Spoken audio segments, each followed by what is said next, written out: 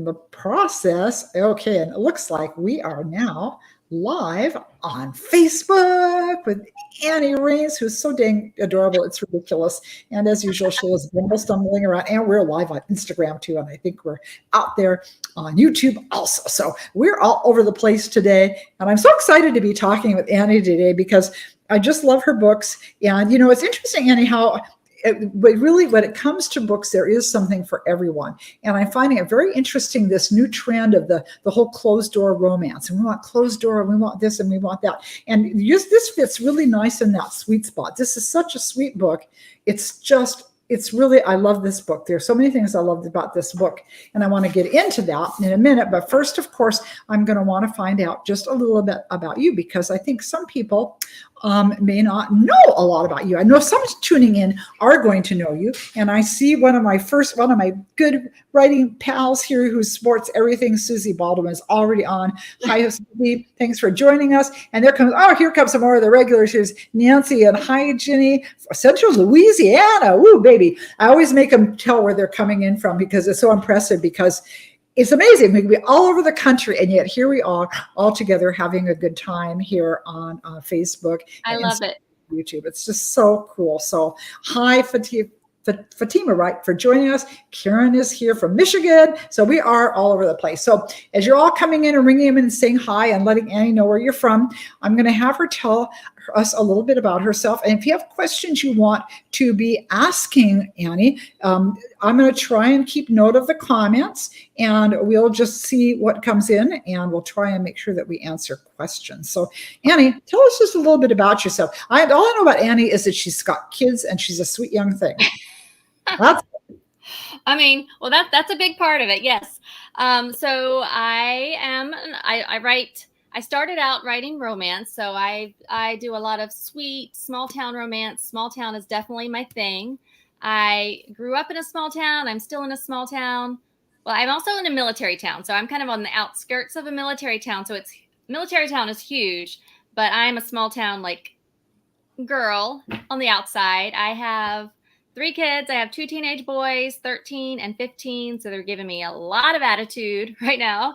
And I have a 9-year-old little girl who gives me just as much attitude. So lots of attitude. We have a rescue dog, a rescue cat, and a new puppy. So we actually have 2 dogs. My house is a zoo. We have a tortoise and 2 axolotls, saltwater fish, freshwater fish. My kids, they love their animals. So lots of mouths to feed in my house. Wow, I guess so. Oh my goodness. And I love the thing about the attitude. Yes, they good guys. Our son is so amazing. And he was the perfect, cutest, sweetest little boy. And even he was still really sweet as a teenager too, but I could kind of tell when the testosterone kind of kicked in, because he just got a little more cranky. What on earth? And hormones are bouncing around. Now I get it. Oh dear. And they're trying to grow into those big hands and feet and figure out what they're going to do with themselves. And oh my goodness, it's just, teenage years can be very chaotic. But yeah, and I'm very short, so my boys are towering over me at this point. It's really bizarre. I can still take you down, kid. Well, I still can. I still could do that. Yes. I'm 5'2", and they're way up there at this point. Oh, that's fun. I take them down, and the kids are fun. Kids are so much fun. I love our kids. They're so much fun. Sonia's here. Hi, Sonia. See, Cindy's joined us, and Pat and Eileen and B. This is wonderful. I'm so happy so many of you turning out to say hi to Annie, because I would have feel very sadly if we had given her a poor welcome and there was nobody to party with her when she came on to visit with us. So another thing I wanted to ask Annie, when did you start writing? Were you writing stories when you were a kid? Yeah. Yeah. Yeah. Oh yeah. I've been writing since the time I could write. So I remember always wanting to be an author. First grade, writing stories, notebooks, it's always been, I think a lot of us are like that. We always had that love, that craving to write stories. So yeah, definitely. I think so too. What books are ones that stand out for you that you read growing up that really stand out? Okay. When I was growing up, the ones that stand out to me, A Wrinkle in Time. I was obsessed with A Wrinkle in Time. And then there's I think the sequel is called A Wind in the Door. maybe. Hmm. I loved those. Those are classics. I loved them. And then I got really into R.L. Stine for a lot. So like the Fear Oh, Street, R.L. wow. Stine. I read Christopher Pike. Like those, back when I was growing up, that kind of, I don't even know what genre that would be, like thrillers I for think little so. Yeah. kids. But I loved it. Yeah. So I love that kind of stuff. And then when I got into high school, it was Danielle Steele. Like Oh, Danielle yes. Remember Steele. Danielle Steele? Oh my gosh. And some of my favorites were Phyllis Whitney and oh, what's her name? Victoria Holt. I went to my library. This is at our beach place, and it's a small library, but I went in looking for some Victoria Holt. And it's like, well, we don't have any Victoria Holt. And I'm like, what do you mean you have any Victoria Holt? So I thought, oh my gosh, that's interesting. Like authors cycle in and out of popularity. You can be a big thing in the 80s, and by the 2000s nobody knows who you are, which is all sad. But I just remember, and Georgette Hare, I remember them. And as a girl, I remember, were you into reading all the Nancy Drew mysteries? No, I never did those. Oh, that's interesting. Oh, Yeah. but I got to say hi to Robin and Leslie. I see those, and Tanya, Eileen. If I'm missing anybody new, Terry, hi guys, thanks for joining us. I remember, and this was I didn't learn this till I was a grown up, that Carolyn Keene was more than one person. I was kind of like learning There's No Santa Claus. I'm like, what do you mean Carolyn Keene was more than one writer? It was really a shock. It's like, wow, Right. really? It's kind of like when Nora Roberts, when you found out she was actually J.D. Robb as well, like, because they're writing, they're so prolific. Well, I don't know. Yeah. Well, I know that's what Nora's reason was. She was so prolific, and she wanted to put out more books than they could take. So yeah, finding out that authors can be like two different people. I know, like multiple personalities. That's very confusing. Oh gosh. Well, so okay. Lauren, that one shocked me. I didn't know that for the longest time. Oh my gosh, that's funny. So how many books did you have under your belt so far, Annie? Have you kept count at all? That is a hard question. So maybe you can help me with this, because I get asked this question a lot. So do you count the novellas? Because I never know if they're published. Story. Yes, I think you count your novellas. Okay, so then I think I'm on 21 published. Well, that's great. Very cool. So because my first book came out under my maiden name. There was a contest for Harlequin Love Inspired. So the category, and I won a contest. I can't like slipping my mind what the contest was called, but I won and I got my book published. So that was actually my first published book. And then I got a contract with Love Swept. So Random House had Love Swept, which was the digital only line for a long time. And I did 2 series with them. And then I got on with Hachette, and I got my books in print, which was like dream come true for me. Oh, wow. Having that paper book. Oh yeah. There's nothing like the first book. It's kind of like your first love or your first kiss. It's just that first book is such an amazing experience. It's just like, it's such an exciting thing when you first get published. Somebody said, first. I'm looking at the comments, and somebody said, yeah, same Sheila about Carolyn Keene. Yeah, also Betty Crocker. It wasn't long after that I got to thinking, Betty Crocker's been around for a long time too. That's not probably the same person either. So it's very shocking. And somebody said they like, where'd it go? Gertrude Chandler. Have you heard? I've never heard of Gertrude Chandler. Have you heard of Gertrude Chandler? I haven't heard of her. I was also into Susan Elizabeth Phillips. Oh, yes. And Jude Devereaux. Oh, yeah, Jude Devereaux. Yeah, I mean, there are so many writers that just paved the way, especially in the romance genre. So many really great writers that paved the way for the rest of us. And of course, Debbie Maycomber, my buddy, I've lost track of, I can't even keep track of how many books she's had done now. I think she's had, how many Christmas books has she done? I want to say 50, but I don't think that might be wrong. But she's done, I know she's ahead of me in that game, but amazing all the things she's done. So it's pretty cool. But we have a ways to go to catch up. But the good thing is you're young, you have time. Yeah. I have a ways to go to catch up, especially, Debbie Maycomber.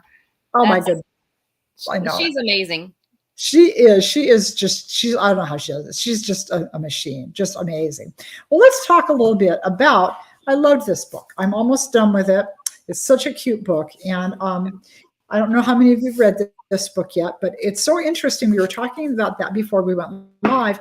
How many books all of a sudden you come out of your writing cave, it's like, whoa, there's so many books about books and bookstores and libraries and bookstores and book clubs. I'm like, when did this all happen? I thought I was being so original. And then 2 other book club books in the same year as mine. It's like, good honk.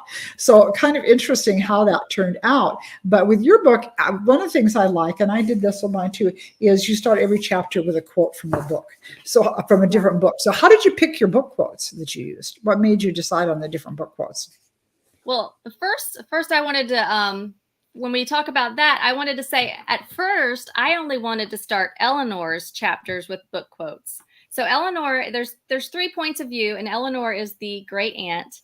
So she's the older woman. I think she's in her 70s, but she's having like a second chance at romance. Like, and I've had so many people comment how they love her romance even more than the primary romance. Like they loved seeing Eleanor have her romance, which was great, but I only wanted the quotes to be at the start of her chapters because she was the librarian, and she has this like kind of language that's all her own, where she kind of talks in book quotes, and she's always quoting books. So that was the initial plan, the rough draft, the first draft. But then my editor said, if you're going to have quotes, you have to have it in all of them. It's all or nothing, and I really loved those book quotes. So instead of nothing, we went all in. I did a lot of searching. Like, you see, like you can search, and the web is such an amazing thing. So favorite quotes for classics, favorite quotes for romances, favorite quotes. And I just pulled quotes from I have a huge document full of quotes. Like, and I had to narrow it down because, she talks, and a lot of them I had read, like some of those classics. Like Anne of Green Gables, I think I mentioned so many times because I just love Anne of growing up. I love that one. So that's kind of what I did. I took and compiled a huge list and put my very, very favorites. And I really wanted to make sure I used a lot of all the genres, like all different, types of books. I was impressed. I mean, you had them talking about Divergent in there.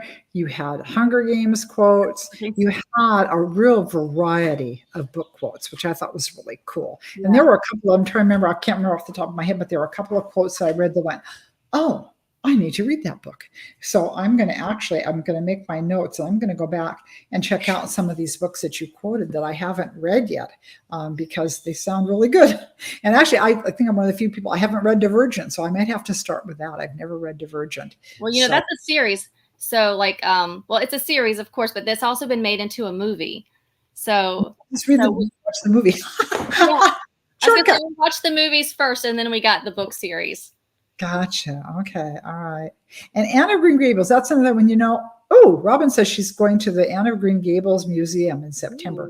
Where is that, Robin? Oh, yeah, that's back east. I remember Robin telling me, but that sounds really, really cool. She's going to have quite the trip here. Oh, I'm in the east. I wonder where it's at in the east. Yeah, Robin, post where that is so that Annie can see. Would you mind when you get a sec? That would be. I can't see any of the comments, so I'm glad you're mentioning the comments. I'm gonna keep my eyeballs peeled here for Divergent movies were good. Haven't read the books. Okay, I'll keep my eyes peeled for that. I was thinking the other day I should actually reread.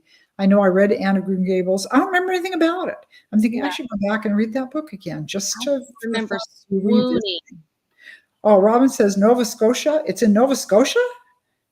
Oh, I thought it was in the U.S. Okay, so Nova Scotia is where the museum is. No wonder I haven't heard of it. Yeah, that's very cool, though. I mean, what a fun thing that's going to be to do. So anyway, but getting back to your book with the quotes and everything, and it was very interesting with this. I was also telling Annie earlier before we came on with you guys, we had a couple of characters that were similar in a little bit, and I don't know how much of your plot you want to give away, but your Eleanor and my Alice kind of had some similar challenges. My Alice had kind of been scarred by an experience. I was scared to get behind the wheel of a car. And that was her big, she really had to have a big challenge to make herself overcome that fear and do that. And I don't know if you want to talk about that with Eleanor or not. Yeah. Eleanor, I have to say, I agree with a lot of my readers. My readers have a lot of them really loved Eleanor. And there's, Eleanor she's becoming agoraphobic. She's, scared to leave her property. She had, something happen the Christmas winter before, and she slowly started becoming like in her home, like afraid to leave her own home. And that I've seen, like, I work in healthcare, so I see that happen a lot, actually. Like, people who live alone, if something's happened, they're scared to get out. And I just took Eleanor's and kind of made it amplified.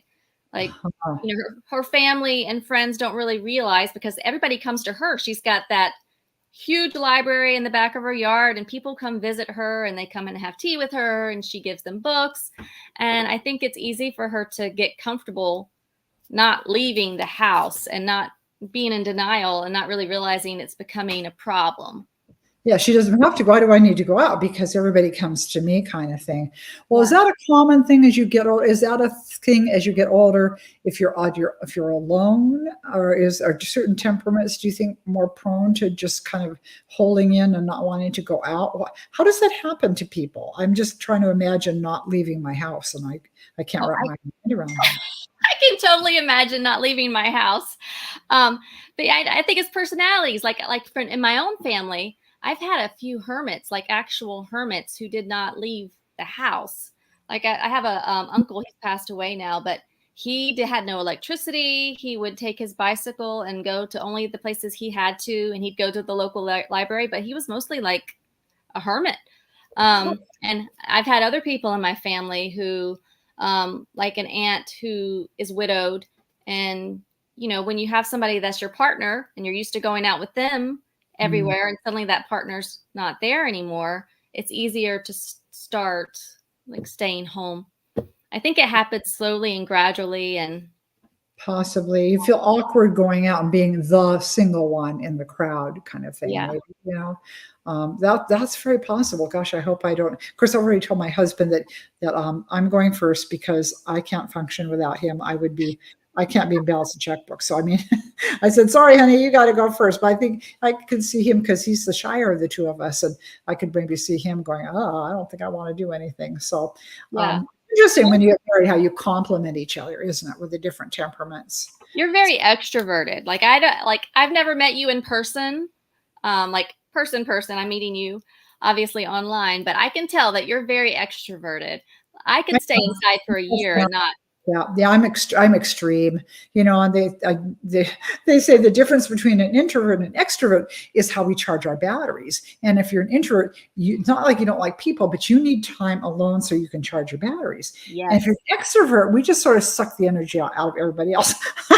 It's like, I want to be by myself. I want to be with people, so it's interesting. By the way, Prince Edward Island, somebody posted, is where that museum is. So if you ever get a chance to go there, that would be a good thing. So anyway, so that's Eleanor's issue she's got to overcome.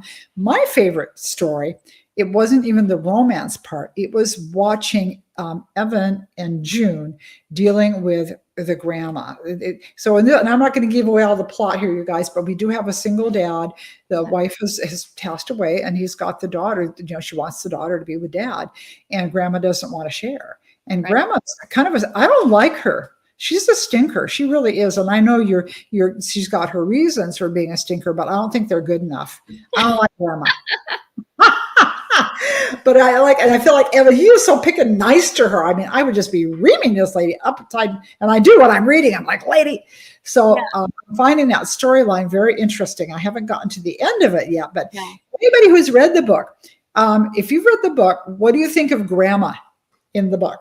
Not Eleanor. We all love Eleanor, but what do you think of June's grandma? Did you find her sympathetic, or did you just want to say, grandma? But she had her reasons. Like, because Evan wasn't married to June's mom. So June was raised by the mom. I missed that part. Okay. All right. So June was raised by the mom, and she really only spent, a very small portion of the time with Evan during the summer. So grandma is used to seeing June all the time. So grandma feels like, so she has her reasons. She just lost her only daughter, and now she's losing her granddaughter too, because granddaughter's gone to live with Evan. I love having, like, in my mind, when I'm as an author, I love like the people who are the, bad guy, I guess. Like I don't write suspense or horror movies. Like there's no bad guy, but the bad guy, I love like diving in and making a case in my head, like, but they have their reasons. It's justified. Why did they act like this? I just felt like if I was grandma's friend, I'd say, grow up. I say, look, this is how it is. You're either going to have to relocate. If you want to see this kid, you're going to have to make arrangements, and you're going to have to go with the flow. Yeah. But I didn't. Yeah, I kept looking, going, well, are they divorced? I didn't get the connection when I was reading. I must have missed that part, that they hadn't been actually married. I just thought they were like divorced or something, because you talked about what a good dad he is and how involved he is with taking care of the daughter. And so I just kind of jumped to conclusions. But so interesting. But anyway, it's very interesting story. Character. Pardon me? I loved June's character. I am a huge fan of the single parent trope and having the kids, because I have my own kids, and in my day job, I work with kids. So I love having that, teenager, young kid, any age kid inside of a book. I just love it. Yeah. I mean, children definitely add a challenge to life when you're trying to deal with bigger things than you what to do with this kid. But I liked June too. I liked her a lot. She was an interesting kid, and those kids are bullying her again. I'm like, what the heck? And it's so hard to wrap your mind around the fact that this just happens so much in our society. I'm just like, wow, really? Why are those kids doing that? And I look back to my own child and go, yeah, I don't feel like the bullying was extreme, back when I was young and the pterodactyls flew as it is now. But, I think there always have been, always will be kids who will bully, because then that just makes them feel better about themselves. And it's hard to stand up to that, Yeah. But, kids can be mean. Like I've seen it in my own kids' life, and I see it at the schools. Kids are so sweet and awesome, and they have their own reasons too. That's part of like I can justify their reasons as well. But I see it like it's real. Like my daughter has come home like bursting into tears over something that somebody said to her.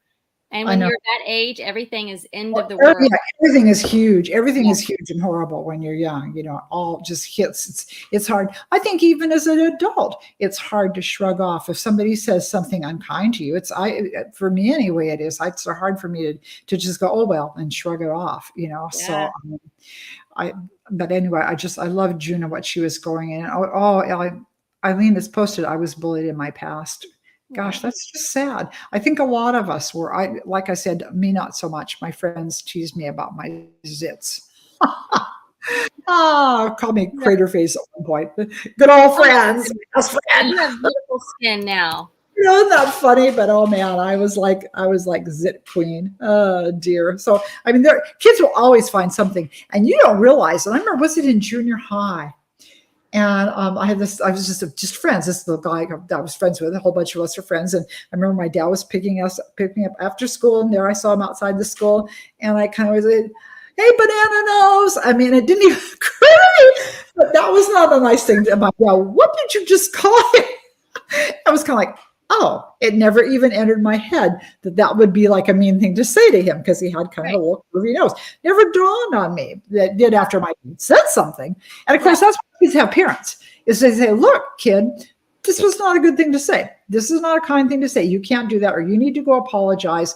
And I feel like if we would ride herd on our children a little bit more when they are misbehaving, maybe we could cut that back a little bit. Yeah. The problem is that I have found from my kids' generation on is that often parents are like, well, my little junior would never do that. And I'm thinking, yeah, your little junior would do that. And you need to get on your little junior, instead of always taking the kid side. My poor little child would never, fill in the blank. It's like, yeah, your child would, because they're kids. Yeah, and they're innocent sometimes. Like banana nose, you didn't know you were being mean. No, I was being, me being a guy would never say, well, I hurt my feelings. It just never even dawned on me. So I look back and I'm kind of glad my dad said something, because it never dawned on me. Here's another thing. It's bullied. Yeah, bullied. Nancy says, good thing I was ornery. If the bullies knew what I uttered under my breath about them, they'd be shocked. Oh, that's too funny. Good for you. Sometimes you just gotta let that say, hey, I'm not taking it. So much for that. But it was kind of interesting. That was an interesting scene reading too, how that worked and of course she's going to be fine in the end. And I love it too. Are you Are you a happy ending, or do we want to leave people depressed kind of girl? I think I know the answer, but I'm going to ask you for everybody here to hear. Well, my editor would have a fit if I wasn't a happy ending kind of girl. Like, yeah, even if I wrote like, the most horrible ending, like I'm sure she would be roping me back in. Like, no, no, no, no, no, don't kill the dog, don't kill the cat. So, Well, so I'm sorry, we got something going on here. oh my goodness. Okay, that was Gerhard, everybody, coming through. I don't even know what that was, but I talked to somebody on the phone like, I'm hearing voices. Okay, we're back. Sorry. So, yeah, so I have happy endings. There's no dogs dying in my books. Good. I'm with you. I'm gonna torture my characters a little along the way, because if we never have anything bad happen to us in a book, it's just boring. You don't want to hear Susie Q woke up and she got breakfast, and then she brushed her teeth, and then she sat down and scrolled through the internet, and pretty soon, so we want some stuff to happen to our characters. We want them to triumph in the end. I think we probably share that in common, and everybody is going, yeah, happy ending, good. I want a happy ending. Yeah, you guys, you get it. We want it. Because life can be hard enough. We don't need to be miserable at the end of a book. Right. Speaking of hard things, I love what Eleanor says. I can do hard things. Yeah. And that's kind of her little mantra that she says to herself a lot. Now, how'd you come up with that? I really like that.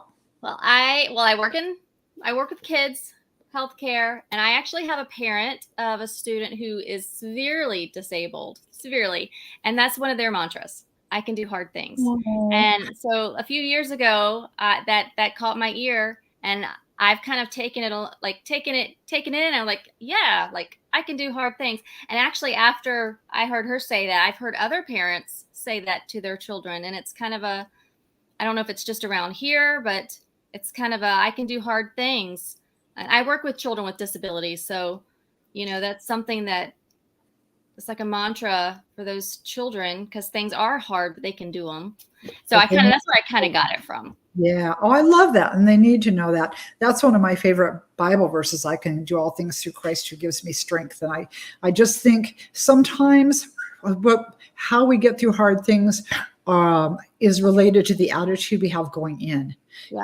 If you go into it going, I am not going to get through this, then maybe you're not. But if you go thinking, I'm going to get through this. Oh yeah. Sonia says, I work in healthcare with, the intellectually disabled. So Sonia probably knows exactly what you're talking about here. Yeah. So I think it's really important.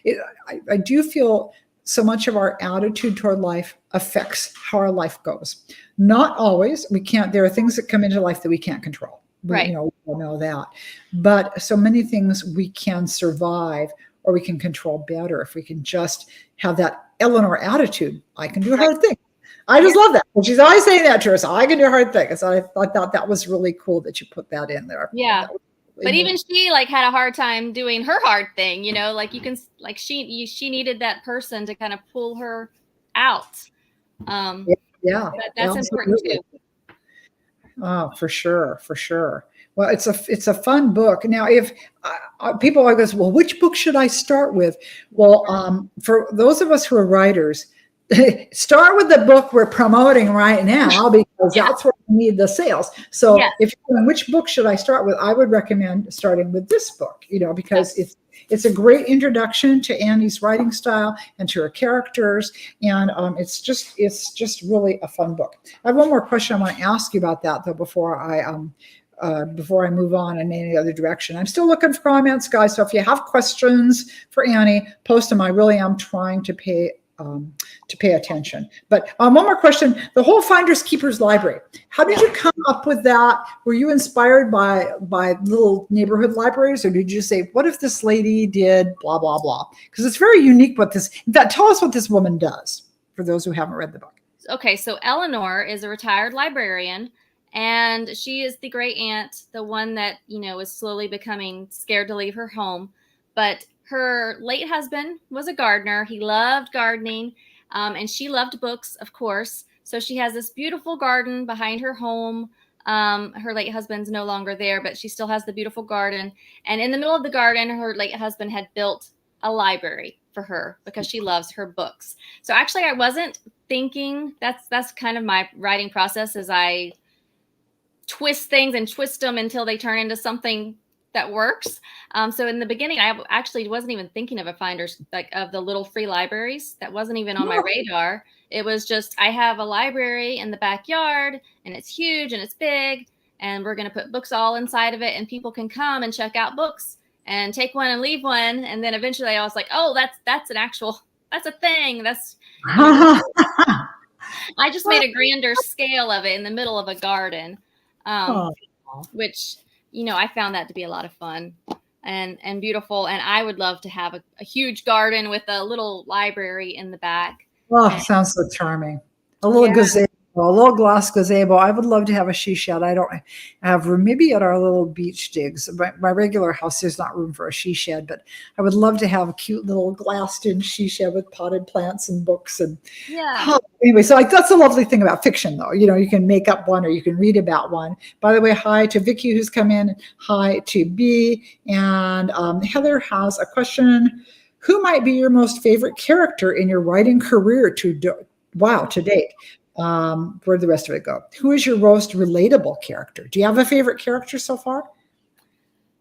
Oh, well, I have a lot of characters. If I think, because you just mentioned, like, you know, you're always talking about your latest book because those are the ones that are closest to your mind. And I would say I also have a recent book, and I only have the arcs actually. This one, The Charmed Friends of, actually, it's not this one. My favorite character, I'm sorry, this one. There's Diana. Diana is my favorite character that comes to mind immediately. And a lot of readers, this book came out at Christmas time. A lot of readers hated Diana in the beginning of the book, but that was what they loved about the book, is that they understood her and they got her backstory and they watched her like arc and her journey and how she changed throughout the story. So she might be my favorite character because she's got such thick walls up and she's guarded and she's kind of comes off as not very likable, but then she changes. So I really like to have that character that has like a rich backstory that's kind of, you know, that hidden wound. Everybody has like that wound inside of them that needs healing, and watching them heal it. So the bigger the wound, the better the better it feels when you watch them go through their journey.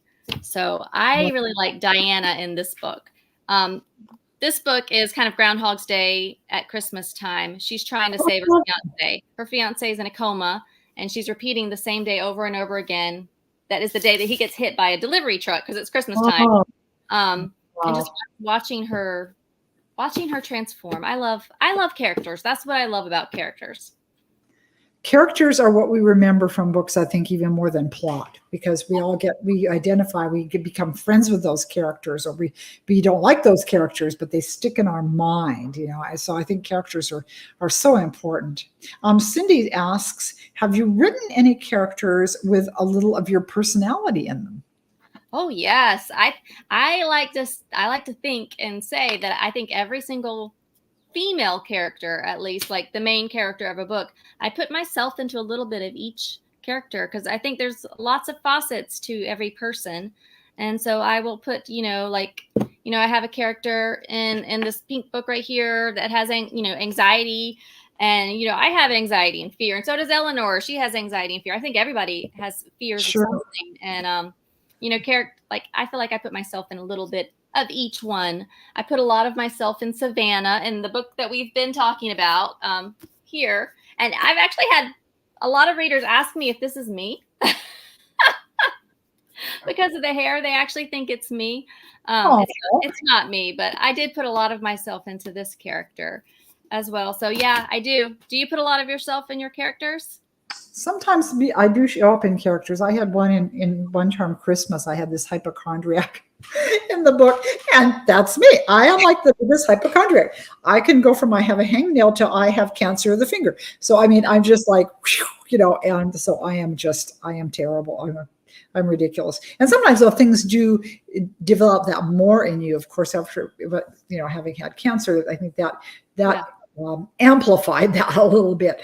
But even though that was long gone, anything would happen, you'd almost get PTSD, like, oh no, here it comes again. Yeah. But I've reached the point now where I'm just like, stuff's going to happen and I'm just going to be grateful. I'm still here. I'm, who knows how much longer I have, but while I'm still here, I'm enjoying life, going to make the most of it. I think that's probably a good attitude for most of us to have. Just, hey, I'm here because no guarantees in life. So it's kind of like make the most of your life while you have it. And I'll throw that out to those of you who are, one of the things that I liked with my book, with the Best Life Book Club, was a whole thing of just going for it, making your dreams come true. Don't just wait and say, well, someday, because someday may not come. Or by the time someday comes, you might not be here. So it's like, make the most of it now. And it's lovely to see Annie doing exactly that, making the most of her life, putting out these great books. It's just so fun. Let's see. I'm going to check and make sure I'm not missing any questions. Having said you are a little in each character, do you see your family and friends in your characters after you have finished the manuscript? Ooh, that's a cool question. We're getting some good questions here, guys. Yeah, like I don't have any characters where I solely said, oh, I'm going to take you and give you a new name and just put you in my book. I feel like my entire life of characters, I put in a blender. Like my entire life of everybody I know, I put in a big fat blender and blend them all around. And I do see like pieces pop up. Eleanor, and, I didn't intend this. Your subconscious is at play when you're writing a lot of time as an author. I didn't intend this, but after reading the book, Eleanor reminds me a lot of one of my aunts. Because she loves gardens and she loves books and she loves to drink hot tea. And Eleanor has this grace about her, like this classiness. And she just she has this like essence of my aunt. So I do see pieces of people pop up. That's very cool. That is very cool. Well, now, so of course it's getting a little late for some of us here. Let me make sure I don't have any other questions. Oh, Karen Chandler, cancer, come back. Mine has come back a few times. Now squamous cell, 12 spots. One with a graft to my head of my chest. Oh, you poor little thing. Will not grow hair. Oh, I'm so sorry, Karen. Oh, I feel your pain. Cancer is such a horrid, nasty thing. And by the way, I always try and mention that if any of you, someone's going through battling the big C right now, you need to let me know so that I can send you my cancer memoir as an encouragement to you. I always try and remember to throw that out there because it's hard. It's hard. And hopefully you can be like our gal in this book who has got Savannah, who's got people walking with her as she goes through some difficult times. It comes back to the importance of friends and friendship. We so need each other, don't we? We really, really, really do. So yeah. Now, what I like about these books, like both of our books, is that they have like real, like they're not light, and they are light and fluffy and sweet, but they're not light and fluffy. They go much deeper, like to where there's, characters deal with hard things, and I like that about your books, and I also, that's what I like to put into my books. I like those, you're not afraid to turn away from like the autoimmune disease that I have, Savannah has lupus. You were talking about the fear behind the wheel with driving and stuff like that. I think it's really nice to show relatable things in books. Because we all do face things. Well, before we go, guys, I know you're going to want to know where all you can hang out with Annie. So Annie, do you want to just let us know where everybody can hang out with you? Yeah. So I am at like the @ Annie Rains Books. Rains is like the weather, so there's no E. ANNIERAINS Books. That's my tag for Facebook, Instagram, TikTok, and I think also X as well. Although I don't hang out on X as much. Facebook is really my place. I know I have my favorites too. I love Facebook and Insta, and I do way more scrolling around on TikTok than I should be doing. Yes. So much fun on there. Oh, good heavens to Murgatroyd. TikTok will take my time away. I know. Oh my gosh, that's so easy. Time sucks, they call them. Okay, and speaking of hanging out, guys, of course, we have more things planned ahead of time for all of you. And I think some of you have heard me mention we are going to be doing Christmas in July all month here, hanging around. And so just be prepared, watching for posts. We're going to do some giveaways, some BOGOs, some partying, and I've got some fun people lined up to hang out. So keep that in mind. Keep coming back and keep checking in to see what's next, because you never know when we're going to get another fabulous author like Annie Rains on to join us. So Annie, I just want to thank you so much for coming, and all of you guys. I know your time's valuable, and I know we're scattered all over the country. And so from where some of you rang in from, it's not like it's a nice little afternoon thing. You have either dinner to make, or you're trying to get kids ready for bed, or you ready for bed. So we appreciate you taking time to hang out with us so much. Yes. And I've really enjoyed being here with you. It's almost my bedtime. I got to admit, it's 8:40 over here. Oh no, we got to let you get ready for bed. No, but I'm like so happy to hang out with you guys. This has been so much fun, and chatting with you, like your energy. I am not sleepy whatsoever. You have so much energy. It just comes straight through the screen. Oh, well, that's fun. Well, it's easy to be energetic when you're talking to cool people. So, and this is a great bunch here. Love all you guys out there. Don't we all love Annie? Be sure to check out her book, and I'm going to be talking to all of you soon. Remember to keep checking back what's going on. I'm shocked how fast the year is going. July is going to be here before we know it. So just keep checking back. We'll be in touch. And thanks again to Annie for joining us.